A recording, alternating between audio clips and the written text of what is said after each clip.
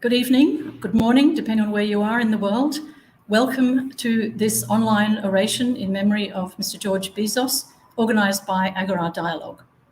Agora Dialogue is a not-for-profit, non-partisan organisation which was founded in Australia, but since 2016 has been operating in Europe, largely in Cyprus. It runs a series of programs designed to reinvigorate thinking and promote discussion around issues of justice and equity, and how we might live more ethical and sustainable lives in the modern world. My name is Jenny Webb. I'm speaking to you from Nicosia, Cyprus. I will be chairing this event. Our speaker, Mr. Julian Burnside, is joining us from Melbourne, Australia. Before I introduce our speaker, I will say a few words about Mr. George Bizos, in whose honour and memory we are holding this event. I will then invite Mr. Julian Burnside to give his presentation. At the end of the presentation, we will have a brief question and answer session. We will be using the comment section in Facebook and YouTube. So could you please, while Mr. Burnside is speaking, think of your questions and type them into those sections, and I will read them out and ask our speaker to respond. Mr. George Bizos, who died on the 9th of September in 2020, so just a little bit over a year ago, aged 93, fled Axis-occupied Greece as a very young boy and resettled in South Africa in 1941 with his father, where he went to university and became a leading human rights lawyer who had a long association with Nelson Mandela and was part of the team which defended Nelson Mandela, Walter Sisulu, Govan Mbeki, and others in the Rivonia trial of 1963-64. He was also a wonderful man whom I had the great pleasure of meeting on several occasions, an inspiring writer and an inspiring speaker. And together with the former president of Timor-Leste, Nobel Prize laureate Jose Ramos Horta, he was a founding patron and great supporter of Agora Dialogue, our hosts for this event. We are extremely fortunate today to deliver the inaugural George Bizos oration, Mr. Julian Burnside, AOQC, who will speak to us on the enormous and vital topic of protecting human rights. Julian Burnside is a barrister based in Melbourne who practices principally in commercial litigation, trade practices, and administrative law, but is best known to those of us outside the narrow confines of the law as a prominent and highly effective human rights and refugee advocate. Julian writes regularly for the press. He's a published author. He's much sought after as a public speaker, and he's a very active member of his community. He has a strong belief in the need for change in society, and he works tirelessly to help both individuals and organisations find an effective means to access justice. He's written on a wide range of topics, including climate change, language, etymology, the arts, ethics, human rights, law and justice, and he's also written a children's book called Matilda and the Dragon in rhyming verse.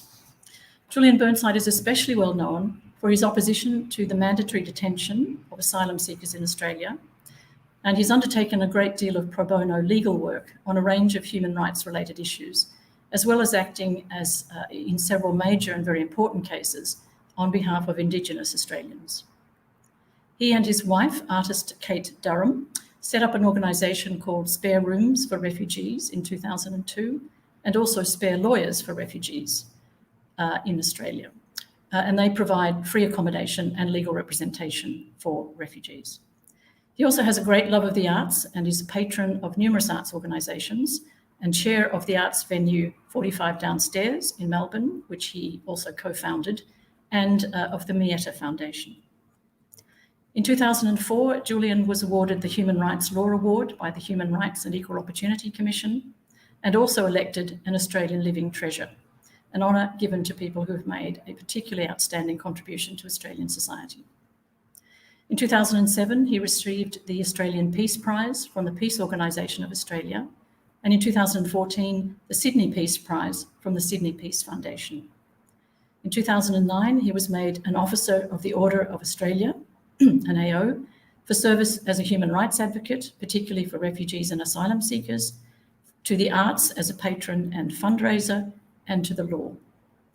He has been an ambassador for the National Secular Lobby since 2017 and is patron of the Asylum Seekers Resource Centre, an extremely important organisation in Melbourne, and also of Agora Dialogue. So Julian, if I could invite you please to begin your presentation. We're very much looking forward to it. Thank you, Jenny. That was a very generous introduction, and I'm so grateful to you there.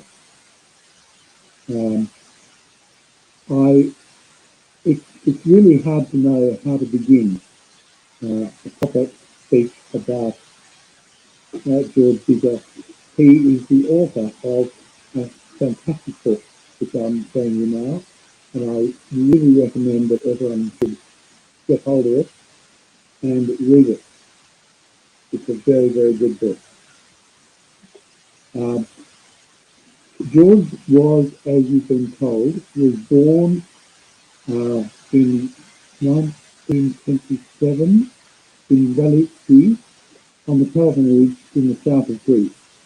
He died on the 20th of September last year, so the anniversary of his death is just over a week ago.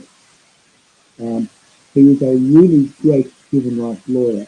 In fact, it's interesting to recognise the fact that when he died last year, there was an obituary of him in the New York Times and also on the BBC News. Now, that's something that most lawyers can't brag of, and certainly most human rights lawyers would not ever be recognised that way. I should add another thing, as I said to other speakers before we began this evening, or this evening in my time, that I'm not quite as grey as I seem on the screen. I don't know why I look so grey, but that's the way it goes. George was the son of Antonius Bizos, who was the mayor of Vasiliki, and when he was 13, when George was 13, that is, Antonius decided to help a group of 7 New Zealand soldiers who were hiding out from the Nazis in the hills near Vasiliki. George's father, Antonius, had bought a small boat to facilitate the escape, and after a bit of a family squabble, George was allowed to go along as well. But after 3 days, they were picked up by an Allied ship, the HMS Kimberley, and were dropped off at Alexandria, Egypt, which is just the other side of the Mediterranean. When George was 13, he and his father were taken to a refugee camp in Alexandria, where they stayed for about 2 months in mid-1941. They later arrived in South Africa in 1941 and were picked up by a Royal Navy battleship. They landed in Durban, Natal, and later moved to Johannesburg, where they were welcomed by the community. In 1950, George completed his law degree at the University of Witwatersrand. In 1954, he was admitted to the Johannesburg Bar. By the way, at university, it was at university that he met and formed a friendship with Nelson Mandela, and they became lifelong friends. He worked as a barrister in Johannesburg until 1990, when he began working as counsel to 40 lawyers at the Legal Resource Centre and the Constitutional Litigation Unit there. Bizos dedicated his working life to ensuring that all South Africans enjoyed the rights enshrined and guaranteed by the democratic constitution which now exists. After the collapse of Apartheid, it was the Apartheid era that saw him in some of his most remarkable cases. The book that he wrote, Odyssey to Freedom, was described when it was published as the publishing event of the year, and it has a preface by Nelson Mandela. It includes an account of the dreadful treatment of Magali, a black man, whose trial was a shocking example of misconduct in the Apartheid era. Magali was kept in solitary confinement for months, and then Bizos includes in his book this quotation from Magali. After some time, one of the policemen came with a pair of pliers. While I was pinned down to the ground, a black sergeant I know as Mahagir had joined them in assaulting me and beating me up. I was told that they were going to soften me up, they were not going to play with me. I had given them a lot of, and I'd wasted a lot of time. So a pair of pliers was taken by this chap, Matthew. Sergeant Matthew took the pair of pliers, and while I was pinned down to the ground by Mahoney, an attempt was made to pull out two of my teeth. Then I struggled until both my teeth had broken down. After this, I hit continuously until I fell unconscious. Once regaining consciousness, I found some electrodes on my bed and a flow of electricity flowing through my body. He was forced to make a confession. The tape recording of the confession includes Sergeant Mahagi's voice dictating the words to be spoken right by Mandela, to explain why he had confessed to a murder he hadn't committed. He said, "While I was talking to Sergeant Matthew and looking at him, the next I felt something being pulled over my head. It was a sack, a bag, and both my arms were taken to my back and held behind me. Water was poured onto this bag. I couldn't breathe. On that stage, I was lying on the floor, and I felt some burns, some shocks against my Julian? neck." Yeah? Sorry, I'm so sorry to interrupt. We're having some real difficulty hearing you, which is so frustrating because we really want to be able to hear you clearly. And I'm not sure whether this is something that we can resolve. Is it possible for you to speak more loud? There's a lot of background. How is there background noise? Oh, I think can't there's hear any background noise. not like a sort of whistling noise coming through the wires somehow. Is that any better? Hello? It still would be difficult to hear, I think. Yeah. It's like a white noise in the background, yes. It's nothing to do with what's happening in your house. Yeah. Is that any better? It's a little bit better. What do other people? It's still difficult. I wonder if we should. Eva, do you think we should? How about that? Is that any better? That's much better. Yes. Okay, well, let's go with that then. Okay, right, wonderful. Thank you. Okay. Now, do you need me to start again, or have people picked up the thread? I think it would be good if you could. I'm so sorry because I think everybody was really struggling to hear anything you said previously. Okay. Now it's excellent. Okay, good. Thank you so much. Well, as I mentioned earlier, no one could hear me. George was born in 1927 in Vasilitsi, which is on the Peloponnese in the south of Greece. He died on the 20th of September last year, so the anniversary of his death was just over a week ago. He was a really great human rights lawyer. As I mentioned earlier, when he died last year, there was an obituary about him in the New York Times and also on BBC World News. Now, that is a remarkable thing. People don't notice what a remarkable person George must have been as a lawyer, as a human rights lawyer. To be noticed after your death is a really great mark. Now, George was the son of Antonios Bizos, who was the mayor of Vasilitsi, and Vasilitsi is in the southern part of the Peloponnese. When George was 13, Antonios, his father, decided to help a group of 7 New Zealand soldiers who were hiding from the Nazis in the hills near Vasilitsi. He'd bought a small boat to help the escape, and after a bit of a family squabble, George was allowed to go as well. After 3 days, they were picked up by an Allied ship, the HMS Kimberley, and they were dropped off at Alexandria, Egypt.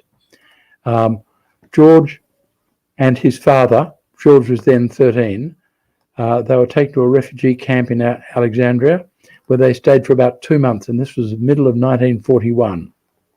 They later arrived in South Africa in 1941, originally at Durban and then Johannesburg. Now, in 1950, George completed his law degree at the University of Witwatersrand, And it was at university in Witwatersrand that he met Nelson Mandela for the first time, and they became friends. In 1954, George was admitted to the Johannesburg bar. He served as an advocate in Johannesburg until 1990, when he worked as counsel to 40 lawyers at the Legal Resources Centre and the Constitutional Litigation Unit. George Bizos dedicated his working life to fight for basic human rights. After the collapse of apartheid, he turned his fight into ensuring that all South Africans enjoyed rights enshrined and guaranteed by South Africa's then new democratic constitution. In 2007, he published his autobiography, Odyssey to Freedom, which I hope you saw earlier. It's a big book, 600 pages, but I strongly recommend that you get hold of it and read it. It was described as the publishing event of the year, and it has a preface by Nelson Mandela. It includes an account of the dreadful treatment of Linda Mogali, a black man. His trial was a shocking example of police misconduct at the time, the sort of misconduct that George fought against repeatedly. Mogali was kept in solitary confinement for months, and then Bizos includes this quotation from Mogali in the book. After some time, one of the policemen came with a pair of pliers. While I was pinned down to the ground, a black sergeant I know as Mohagi joined them in assaulting me and beating me up. I was told that they were going to soften me up. They were not going to play with me. I'd wasted a lot of their time. So a pair of pliers was taken by this chap, Sergeant Mathi. He took a pair of pliers, and while I was pinned down to the ground by Mohagi, an attempt was made to pull out two of my teeth. Then I struggled until both my teeth had broken down. After this, I was hit continuously until I fell unconscious. On regaining consciousness, I found some electrodes on my bed and electric current was flowing through my body. He was forced to make a confession. The tape recording includes Sergeant Mohagi's voice telling him the words he should speak. He explained why he had confessed to a murder which he had not committed. He said, "While I was talking to Sergeant Mathi and looking at him, when next I felt something being pulled over my head. It was a sack, a bag, and both my arms were taken to my back and held behind me. Water was poured into this bag. I couldn't breathe. At that stage, I was lying on the floor, and I felt some burns, some shocks against my neck. Now they were saying throughout this process, 'Are you now going to tell the truth? Are you going to tell the truth? If you do, then nod with your head.' I nodded, indicating that I was going to tell the truth. Thereafter, this bag was removed from my head, and I told them the story of the murder which he did not commit." Now, during his legal career, George Bizos represented a number of activists in high-profile political trials. He first met Mandela at university, as I mentioned earlier. When they were both law students, they became good friends. Mandela was his most famous client at the Rivonia trial of 1963-64, in which the leaders of the African National Congress were tried for sabotage, a capital offence. Think about that, a capital offence. Bizos made a small but significant intervention which may have saved Mandela's life. Mandela was preparing his famous statement from the dock with the help of lawyers and others. The statement ended with the words, "It is an ideal for which I am prepared to die." Bizos met with Mandela in a dark cell reserved for those about to appear in court. He shared his opinion with Mandela. He said, "You know, this last paragraph, the one that declares that you're prepared to die, it may be counterproductive. I don't think that the occasion is appropriate to say in an unqualified way that you're prepared to die. You'll be accused of challenging the authority. You'll be accused of seeking martyrdom." Mandela resisted the advice. He was determined to voice his conviction before the court until Bizos suggested an alternative. He said, "Add the words, 'if needs be,' before the words, 'I'm prepared to die.'" Mandela agreed. He marked the insert in pen on his copy of the speech, and he ultimately used those words. Now, it's easy for us in this country, and I'm saying in Australia, but perhaps also in the countries that you're in, it is easy to forget how shocking the apartheid regime was and how dangerous it was to oppose it or to act for those who opposed it. It's easy to forget just how biased against non-whites the system was. And here I would like to quote, if I may, from certain passages in the book. He wrote, "The first African to be admitted to the Johannesburg bar was Philemon Pierce Duma Nokwe, my fellow student who had sometimes slept on the couch in my room when he needed to work late at the library. He had studied law after he and his wife were dismissed by the Education Department because of their involvement in politics." And jump a bit. No more than 10 days after Nokwe's admission to the bar, that is, the Transvaala, a newspaper, was reporting on his use of the library, the common room, and the robing room. The question, there was a hostile group who were objecting to his use of those facilities, even though he was a member of the bar. The question of his legal right to rent chambers in a white area kept raising its head. Even worse, there was a prospect that an Indian student would soon join him. At the time, the bar had not reserved enough rooms in His Majesty's building for every member to have an office. About 30 junior members shared offices. When they needed to consult, they used the library, the common room, or a nearby coffee shop. Among those forced to share was John Forster, which is an interesting little twist. Anyway, the findings of a hearing recommended that Nokwe be regarded as a fully fledged member of the bar. He should have chambers in His Majesty's building and use of the library. The Commission's other recommendations were less clear. It felt that Nokwe was at liberty to use the common room, but wondered whether he wanted to take the risk. This referred to a threat by the protesters. If he did so, they would lodge a complaint that he had committed a criminal offence under the Group Areas Act.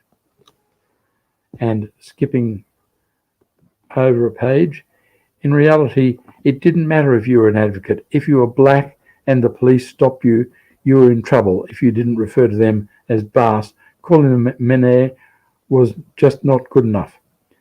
Duma Nokwe discovered this when he was stopped while driving his small, smoky, two-stroke auto union car. He was questioned and badly beaten up for no apparent reason other than that he didn't acknowledge the two white policemen as his masters. The three of us, Izzy Meisels, who was defending Nokwe on a charge of treason in Pretoria, Duma and I decided that both a criminal prosecution and a civil trial for damages should be instituted. I was briefed, that is to say, Bizos was briefed by the attorneys handling the treason trial at Livingston and Co. To monitor the criminal proceedings in relation to the police assault when they stopped Nokwe in his car. Nokwe's evidence was straightforward. The only possible reason for the vicious assault emerged when the senior of the two policemen, obviously exasperated, exclaimed in Afrikaans the equivalent of, "You still call me sir and not master." Dirk Vermorten led the defence of the two constables. They denied the charge of assault and seemed intent on ruining Nokwe's career at the bar by testifying that his story was fabricated. They produced perjured evidence that a policeman, someone other than the two accused, had seen him several hours earlier, drunk and beaten up. The two constables, so they said, far from assaulting him, had been trying to help him. They complained that they had been kind and helpful to Nokwe, and their reward was the false charge he'd laid against them. They had been in a completely different part of town and had police witnesses to prove it. Now, that's the sort of treatment that people tended to get. And it is really striking. I mean, it's when you're involved in defending human rights, it is incredibly difficult to understand just how badly human rights were mistreated in the apartheid era in South Africa. Bizos appeared in the Post-Apartheid Truth and Reconciliation Commission, representing families of people killed during the South African liberation struggle. He represented the families of Stephen Biko and Chris Hani.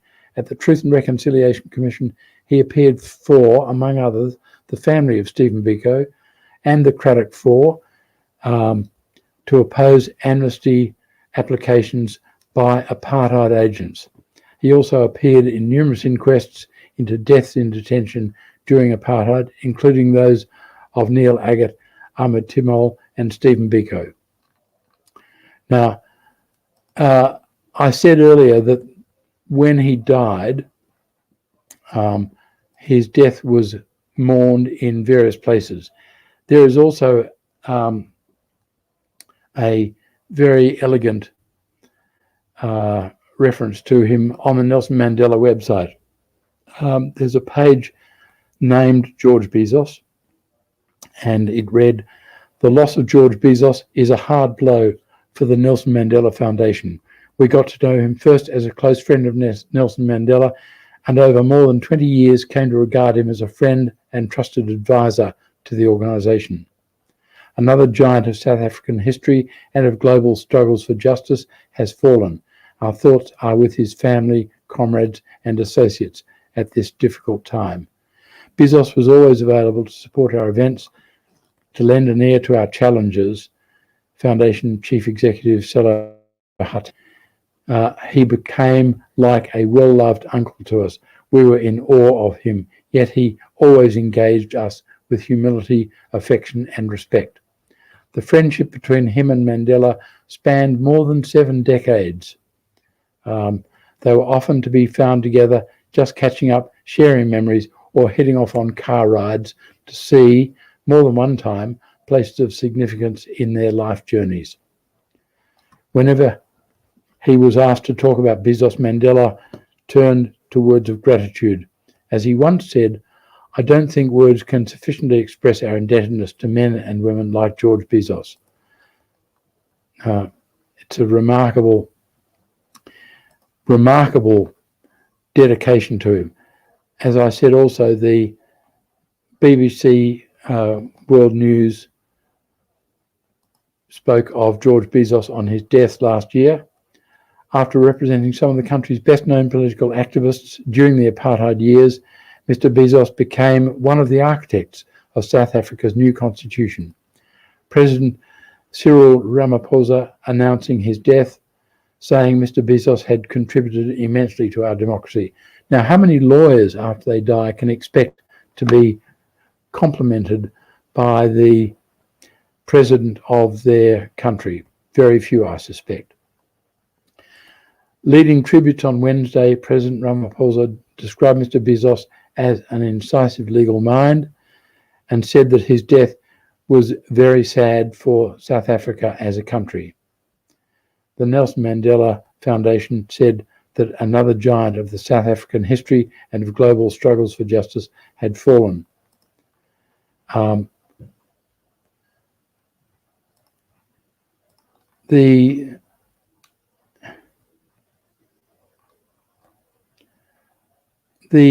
It's very difficult to know how to speak about George Bizos other than quoting people like Nelson Mandela and President Ramaphosa, because in Australia we have hardly recognised what the struggle is like that he was engaged in, because we are mostly white. The struggle between whites and blacks in Australia is not nearly as dramatic as it was in South Africa during apartheid. But it's worth remembering that black people ran this country for 60,000 years, and then just over 200 years ago, white people arrived and basically treated the Aboriginal people as though they were not worth knowing. It's interesting that the white settlers in Australia treated the land as their own on the footing that Aboriginal people did not have a notion of ownership of land. What they failed to recognise, but which was recognised by the High Court in the Mabo case in the 1990s, is that the connection between Aboriginal people and the land is like the connection between children and their parents. We caused Aboriginal people immense harm when we took their land from them, and then we redoubled it by taking their children from them. Now, I was lucky enough to be briefed in a case about an Aboriginal guy who was taken from his parents as an infant. It was the case of Trevorrow. I was not the first person briefed in it. Before me, the person briefed as senior counsel was later appointed to the South Australian Supreme Court, and so they found another barrister to take over as lead counsel. He was then appointed to the District Court. They then retained me to act for Bruce Trevorrow. The facts of Bruce's case are that he was born in 1 Mile Camp, Meningie, in November 1956. Now, I remember 1956 pretty well. I remember I was a kid going to school in short pants back then. Now, Bruce was born at 1 Mile Camp, Meningie. Even today, Meningie is a flyspeck of a town on the banks of the Coorong in South Australia. 1 Mile Camp in 1956, 1 Mile Camp was a settlement of Aboriginal huts a mile outside Meningie, because in 1956 it was unlawful for Aboriginal people to live closer than 1 mile to a place of white settlement unless they had a permit. So Bruce grew up at 1 Mile Camp, but when he was 13 months old, he got a bad dose of what was later diagnosed as gastroenteritis. There was a wave of gastro going through South Australia at the time. And so some people in Meningie who had a car took him to the Adelaide Children's Hospital, which is about an hour's drive from Meningie. He was treated appropriately, and a week later he was better. And a week after that he was given away to a white family who lived in suburban Adelaide. He never saw his father again because his father died before he was reunited with some parts of his family. His mother repeatedly wrote to the Aborigines Department in Adelaide saying, "What's happening to my boy Bruce? I haven't forgotten about him." And the department wrote back to him, "He's doing okay, but the doctors say he's not well enough to leave hospital yet." Complete flat out lie. They had given him away months before the first of those letters, and it was the way he was treated, the way he and his family was treated, was shocking. Now, his brothers, Tom and George Trevorrow, were not removed because the family was regarded by the department as a basically good Aboriginal family. So they never got the opportunity to take them from the parents. Now, we got judgment in the Trevorrow case in August of 2007. The same month, the election in Australia was called, and that was won by Kevin Rudd, who became Prime Minister late in 2007 or early 2008. And his very first proposed order of business was to be an apology to the stolen generations in Australia. I should explain that in Bruce's case, the verdict in August of 2007 was that he had been unlawfully taken and had suffered damage as a consequence, and he was awarded $500,000 in damages, plus costs. The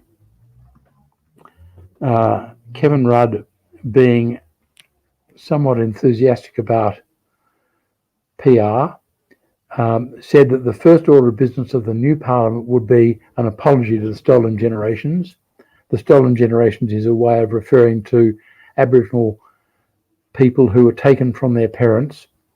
So in early 2008, there was to be the apology to the stolen generations. Now, Kevin Rudd, being the person he was, wanted lots of civilians, non-parliamentary, public of the lower house of parliament when the apology was given. Tom and George Trevorrow were invited because they had become leaders of the Ngarrindjeri community, which is one of the Aboriginal communities. But Bruce Trevorrow was not invited. The only person who has a Supreme Court judgment saying that he was stolen was not invited to the parliament. We notified the authorities and they hastily sent out an invitation to him. He got there, which I think he was very proud of. He eventually did get to the parliament building and heard the apology. But he died in June of 2008, just short of his 52nd birthday. Life expectancy for Aboriginal people in Australia is not good.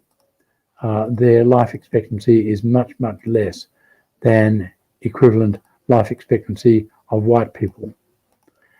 So the other area where I have fought as hard as possible to defend human rights is in relation to refugees.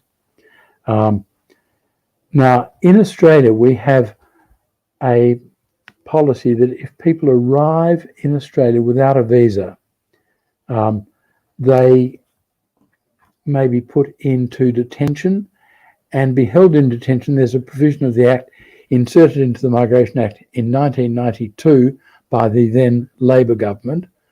The provision was in substance that if a person was a non-citizen without a visa, they must be put in detention and remain in detention until they get a visa or until they're removed from Australia. That's the essence of mandatory detention. The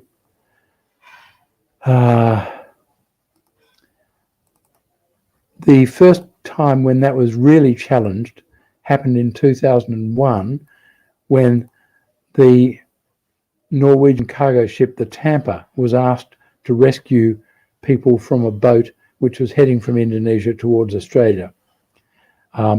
Now, the Tampa case was really put together by John Howard, who was the then Prime Minister of Australia, was put together in an attempt to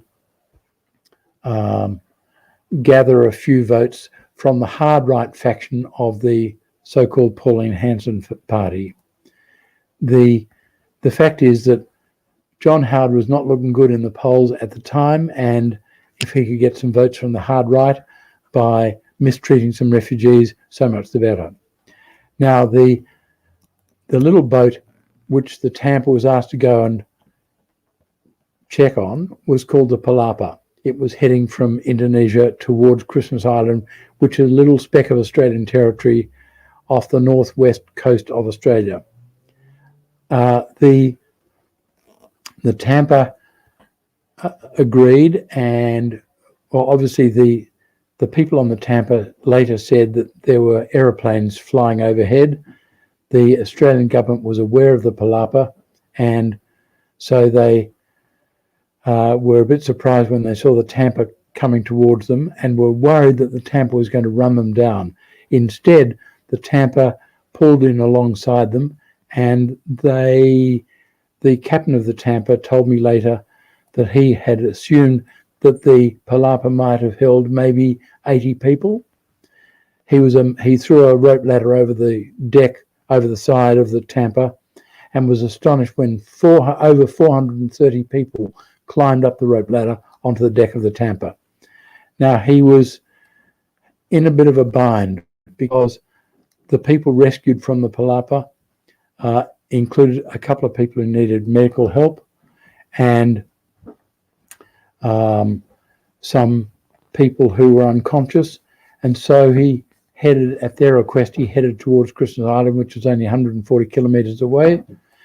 But in the judgment in the Tampa case, which was established because of what the Australian government did, the judgment in the Tampa case was handed down at 2:15 in the afternoon, Melbourne time, on the 11th of September 2001, just a matter of hours before the terror attack on America. And because of the terror attack on America, John Howard began calling boat people illegals and began locking them up very enthusiastically. It was during the Tampa case that the Australian government put together the so-called Australian Pacific Solution. Now, the illegals tag, in my opinion, has done more damage to human rights in Australian behaviour than anything else. As recently as June of this year, there was a family from Biloela in Queensland who were said by the government to be illegals, notwithstanding that the two daughters in the family were born in Australia. They had been taken from Biloela in Queensland and put on Christmas Island in detention, where they had been for over a year.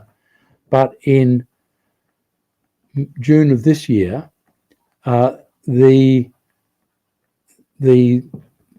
Immigration Minister, Alex Hawke, decided that what he would do is move them to Perth in Western Australia, because the youngest of the girls, the younger of the two girls, was in serious need of health treatment. And in order to explain the move, the Immigration Minister, Alex Hawke, issued a press release on the 15th of June of this year. And he said in his final paragraph of the press release, anyone who arrives in Australia illegally by boat will not be resettled permanently. Anyone who's found not to be owed protection will be expected to leave Australia. So the illegals tag, dishonest and false as it is, was still part of the Immigration Minister's language in June of this year, 20 years after Tampa.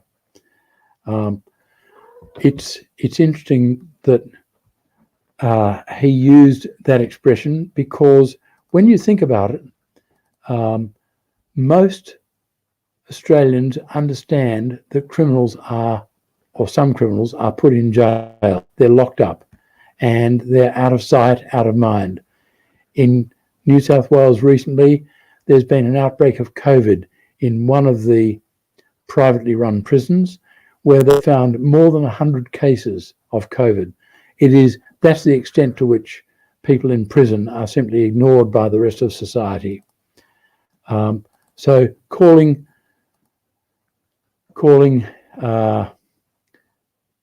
detainees, calling people from another country who come here seeking asylum, escaping persecution of a sort which we can scarcely imagine, calling them illegal means that people do not question the idea of locking them up, because it sounds as though they are criminals.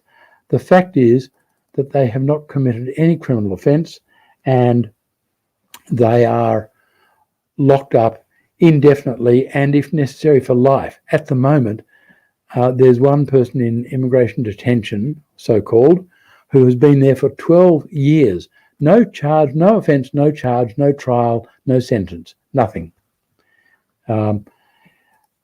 There are several cases that have gone to the High Court of Australia are based on this problem. The very first of them was Ahmed Al-Khatteb. He was a stateless Palestinian. He came to Australia in 2000 as a boat person, and that meant that he was a non-citizen without a visa. And he was in detention for 3 years, but was refused a visa and wasn't able to go to any country at all because he's stateless. For the time of the legal challenge, Al-Khatteb was allowed to live in the community, but with no right to work and no access to Medicare. By a majority of 4-3, the High Court of Australia, our ultimate court of appeal, held that the purpose of his detention was administrative and so understood it was not punitive. Accordingly, the relevant section of the Migration Act was constitutionally valid, and they held in substance that Al-Khatteb could remain in detention for the rest of his life if necessary. And I imagine it was a comfort to him to know that his imprisonment was not punitive. When the decision was handed down in 2004, Al-Khatteb was returned to detention. In late 2007, he was granted permission to remain in Australia. His detention had not only been pointlessly cruel, but had cost taxpayers many millions of dollars. It points to Australia's need for protection of human rights at federal level. It may be a surprise to some people to know that Australia does not have a federal Bill of Rights or Human Rights Act. Now, round about the time of Al-Khatteb, someone calculated that if every boat person who arrived in Australia was offered $1 million and told to go away and spend it somewhere else, as long as they just stayed out of Australia, we would have saved money. Now, that would have been shocking policy, but it's a horrifying fact. Now, a person whose pseudonym in court was AJL20 came from Syria. He was given a child visa in 2005. But in 2014, his visa was revoked on character grounds under Section 501 of the Migration Act. But the Minister for Immigration accepted that AJL20 could not be returned to Syria and that Australia had an obligation to protect him. On cancellation of his visa, AJL20 was taken into detention because he was at that point a non-citizen without a visa. And despite Australia's protection obligations, the minister wouldn't grant him a protection visa. The Commonwealth accepted that the Migration Act required that he should be removed from Australia as soon as reasonably practicable, but no attempts were being made to remove him. The federal court said that the relevant section was only valid as long as one of the purposes of detention was being pursued. That wasn't the case in relation to AJL20. The federal court, that is, ordered that AJL20 be released from detention. The government introduced a statutory amendment designed to get around the decision. That act was, or that bill was passed in the House of Representatives on the 12th of May 2021 and by the Senate on the 13th of May 2021. In both houses, it was supported by both major parties. In the meantime, the current Liberal government had taken the case direct to the High Court, which ruled on the 20th of June 2021 in favour of the government. The majority judgment starts with this paragraph. The respondent is a Syrian citizen who arrived in Australia in May 2005 as the holder of a child visa. On the 2nd of October 2014, the then Minister for Immigration and Border Protection cancelled the respondent's child visa on character grounds under Section 501 of the Act. Having become an unlawful non-citizen in consequence of the cancellation of his visa, the respondent was detained on the 8th of October 2014 as required by Section 189 of the Act. The majority of the High Court held that his continued detention was legal, even though no attempt had been made to remove him from Australia. So there you have it in two simple cases. If you happen to come to Australia without a visa, seeking asylum, then you can be put in detention and stay in detention for as long as necessary, whether or not the state is making any efforts to remove you from the country. The vast expense to taxpayers of this exercise is something which is never talked about in the press, largely because the press is mostly dominated by the Murdoch group, who support the Liberal government in whatever it does, to no matter who it is. So in Australia today, it's lawful for the government to lock up an innocent human being for the rest of his life if necessary. And it's done, as I said, at vast expense to the taxpayer, and without regard to the fact that arguably the mandatory detention system involves a breach of Australia's obligations under the Universal Declaration of Human Rights, in particular Article 14, which gives everyone the right to seek asylum in any country they can reach, in breach of the International Covenant of Civil and Political Rights, in particular Articles 7 and 9, in relation to the Convention Against Torture and Other Cruel, Inhuman or Degrading Treatment or Punishment, and in some cases in breach of the Convention on the Rights of the Child. Now, there's another case which may be worth mentioning, and that is the matter of Mohammed Sagar. He was held in Nauru by Australia for 5 years. This is after the Australia's Pacific Solution was set up. He was held there for 5 years, even though Australian officials had accepted that he was a refugee. He'd been adversely assessed by ASIO, but they refused to tell him why. They argued that he should not, they shouldn't have to reveal to him or to anyone what facts they took into account in deciding to assess him adversely.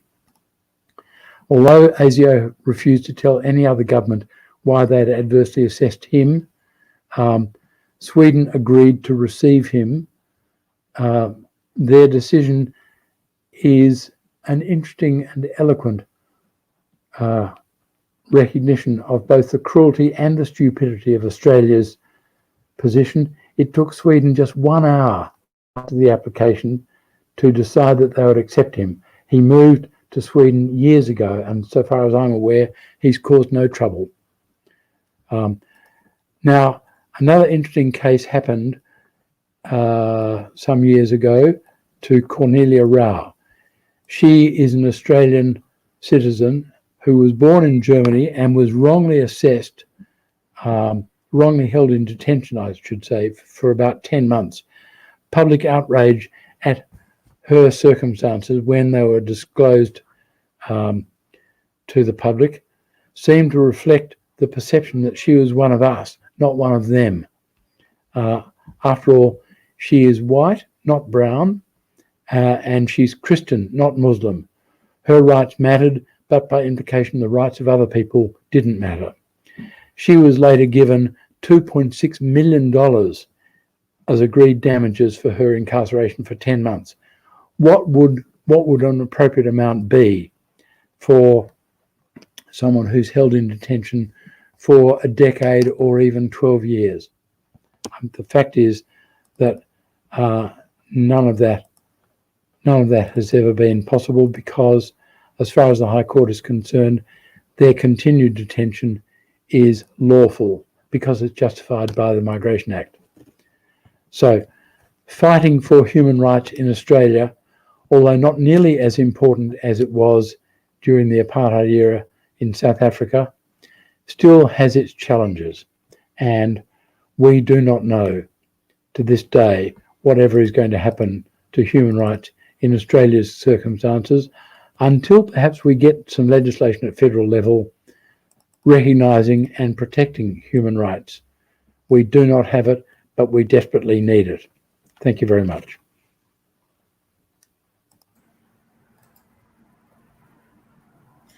Thank you so much, Julian. That was a wonderful tribute to George Bizos. It's very nice to hear the story, the remarkable story of his journey as a young boy from the Peloponnese to Egypt and on to South Africa, and then to hear about his relationship with Mandela and the enormous contribution he made to overthrowing apartheid in South Africa. And then to have you so tellingly then relate those issues to the situation with regard to the treatment of Indigenous Australians, bringing it, as it were, to the same issues to our own doorstep so eloquently, and then moving on to issues relating to asylum seekers, refugees. These issues are absolutely shocking, truly alarming. They have been for a long time and they continue to be. So thank you for so clearly and so powerfully laying out the many issues that shamefully continue, that so many vulnerable people in Australia continue to face. We already have one question here, and I have several others at hand. So are you ready for Q&A, Julian? Of course. Okay, so you may be able to see this question on your screen as well. This is from Kliakos Kyriakidis. I thank our distinguished guest speaker. I have a question. Can human rights and freedoms be adequately protected if government ministers are not adequately versed in what is meant by human dignity, human rights, freedom under the law, and related concepts? If not, what can be done to promote greater awareness and understanding of these concepts among ministers, including ministers with a background in the law? It's a really, really good question. Really good question, Kliakos. I think yes, people should be told as clearly as possible that what is meant by human dignity, what is meant by human rights. They need to understand that. Now, how you achieve that is an interesting question. I suspect that the way to do it is by having at federal level a Human Rights Act, or by whatever name, because it's only that way when we can rely on human rights principles in court, only then will we get to change the system. And it may come as a shock, it certainly came as a shock to me to know that the only way of protecting, for example, refugees who are locked up or sent offshore, the only way of protecting them is by reference to administrative law principles and not human rights principles. You start talking about human rights and the court will ask you to move on to your next relevant point. If only we had something in our law that protected human rights, we would be able to, that way we would be able to overturn the sort of legislation which in some states permitted the removal of Aboriginal children from their parents, and which in Australia today, this very day, allows people coming to Australia escaping persecution of a sort which we can barely imagine. It allows them to be locked up for their life if necessary. Only then will we only if we can overturn legislation like that by reference to human rights legislation, only then will the sort of politicians you're talking about, government ministers and so on, only then will they get the point. Because as far as they're concerned, human rights are just playthings for people like me. You know, they're completely meaningless unless you can embarrass the ministers by showing that their laws do not work because they are in breach of fundamental human rights. Thank you. Could I remind our wider audience that they may ask their questions on the comment section of Facebook and YouTube. So please, if you're out there and you have a question, Kliakos says, thank you for your wise answer. I have another question in front of me from Dinos Toumazos while we're waiting for other people to type their questions in. And this is a very large one, Julian, I'm warning you. We are born, or we come into the world without asking, as it were, by a biological accident. What then can we consider ourselves entitled to? on the assumption that the we means you're a human being, then I think we are entitled to assume that we're entitled to the things that are recognised in most jurisdictions as fundamental human rights. I mean, what are the things, how would you respond if you could just be locked up forever because you tried to escape the sort of persecution that George Bizos talks about in his book? Imagine if you were suffering from the kind of treatment that was doled out to people in South Africa under the apartheid regime, and you escaped to another country trying to get away from that sort of treatment. If you could be locked up for doing that, would you regard that as a breach of proper conduct? How would you respond to that? I think the question of what rights we can expect ultimately turned on a question of how would we like to be treated in similar circumstances. That may be a difficult test, but I think it's a fair way of working out what human rights are. Off the top of my head, that's about as good as I can do, I'm afraid. Thank you. I can't see any questions or comments. I'm assuming that I would see them if they had come in via Facebook and YouTube. If I could ask a question, it seems to me that, well, there's always a great need for these kinds of discussions, but in the current situation with COVID-19, even more so perhaps, it seems to me that COVID, and perhaps this is particularly for those of us who have been in Melbourne during at least 6 lockdowns, that it has led us to turn inward, to be more fearful of the other than perhaps we might have been up until now. And that this kind of fear or mistrust, lack of recognition of the other and their full humanity is what lies at the heart of the abuse of human rights.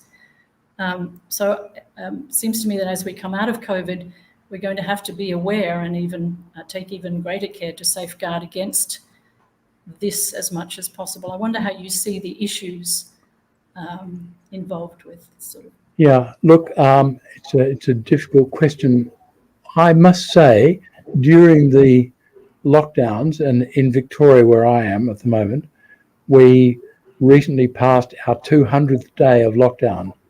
Now, lockdown, I say lockdown, what it means is you can't go for a haircut, which must be obvious.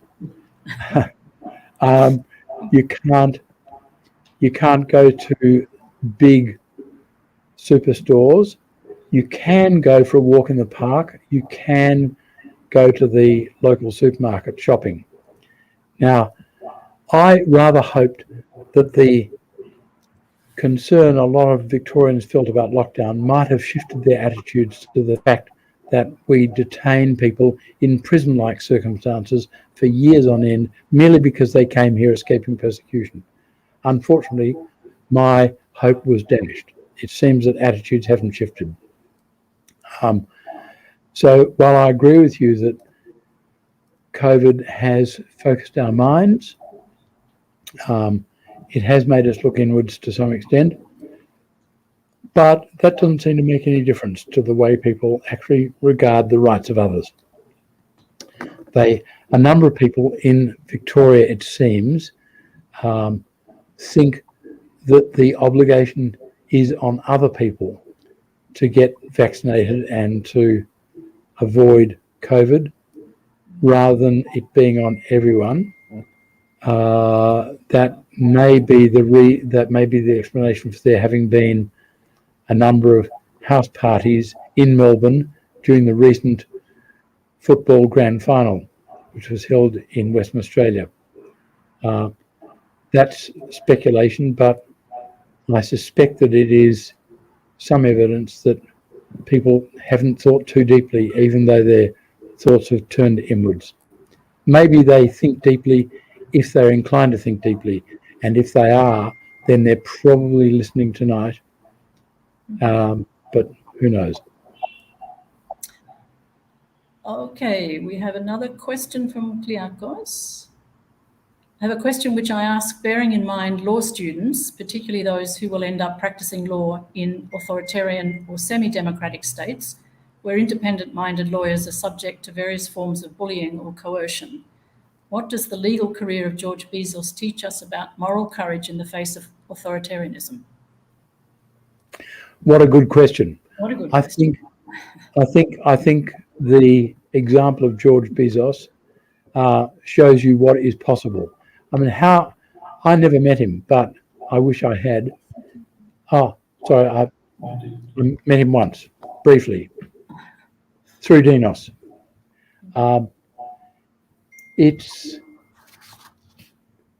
He had a really dreadfully difficult time. I don't know how he survived it. I mean, I'm accustomed to, in my work, being abused by people who offer various explanations for what I'm trying to do, and people who continue to disagree with me about the mistreatment of Aboriginal people and asylum seekers. But to have taken on all the challenges that George Bizos took on must have been unbelievably difficult. And I think what his career teaches us is you must have moral courage. You must stand up for the things you believe. Now, an income is all very good, but you've got to stand up for what you believe in. Well, I guess that begs the question of, how does one teach or create moral courage? How does one acquire moral courage? Or encourage? I don't know. Maybe I don't know. Maybe you can only teach it by example, and maybe it is the obligation of all of us to behave in ways that will encourage other people to emulate our conduct. Now, if that's the way you get moral courage, well, so be it. If there's another way, it might be better. Incidentally, I have a number of interns, and they all seem to have developed a great deal of moral courage.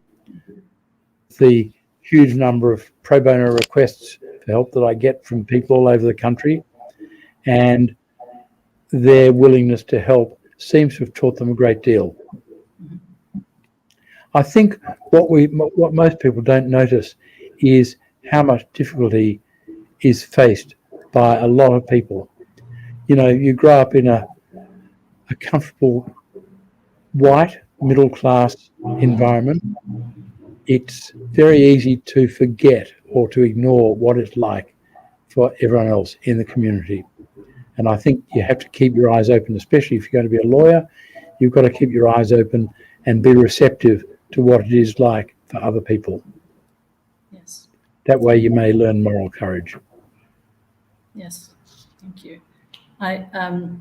If I may, I just recall an incident, something that happened to me yesterday, which really shocked me and made me realize something along those lines. I was approached yesterday in the street by a young man from, I think from India, who was terribly distressed. And I asked him what he needed, and he needed 35 euros to get himself to the airport and get a coronavirus test so that he could get his Qatar Airlines flight. He showed me his flight, his ticket to Abu Dhabi and home to Delhi. And I was absolutely shocked that 35 euros, which is nothing to me, it was the difference between this young man being stuck here and being able to go home to his family. So that was really a wake-up moment for me. Yeah, well, it's a wonderful thing that you were able to help him, and it's a wonderful thing that you did help him. I guess it kind of underlines the point I tried to make before, which is you learn moral courage by imagining yourself in the other person's position. Yes, exactly. Really essential to do that. Yes. So imagination, compassion, empathy. Yeah. Which we're trying to teach our politicians. Oh yeah, lots of luck. Okay, we don't seem to have. Oh, Dinos, can you take one more question, Julian? Yep, sure. From Dinos, which again is like a fundamental of going to core issues. He's asking what would you consider, in essence, I suppose, a human rights violation?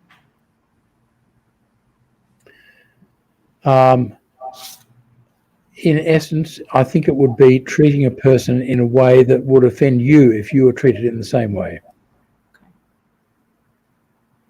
Now, that answer assumes that the you that we're talking about, the hypothetical you, is not unduly sensitive or unduly robust.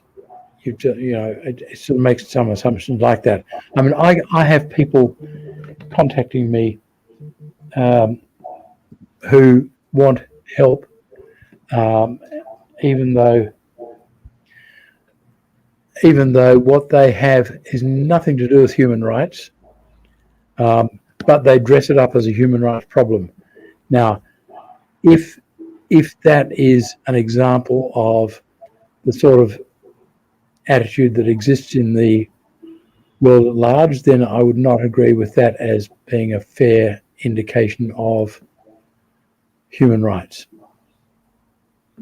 So that's a very difficult question, Dinos, and I'm sorry if the answer is not quite as clear as it should have been. We can take it up another time when I've had a chance to think about it. Okay. We don't seem to have any more questions, so I think it remains for me to, on behalf of everybody who is either watching in real time or will be watching at some time in the future, to thank you very much, Julian, for a wonderfully generous presentation and discussion. I'm so glad we managed to solve the sound problem. It's been a wonderful event. Thank you very much indeed. Thank you, Jenny, and thank you, Dinos, for inviting. It's a great honour, I have to say. It's a great honour to be able to say something to bring George Bizos to the attention of other people, because he deserves it. Indeed. Thank you. Thank you.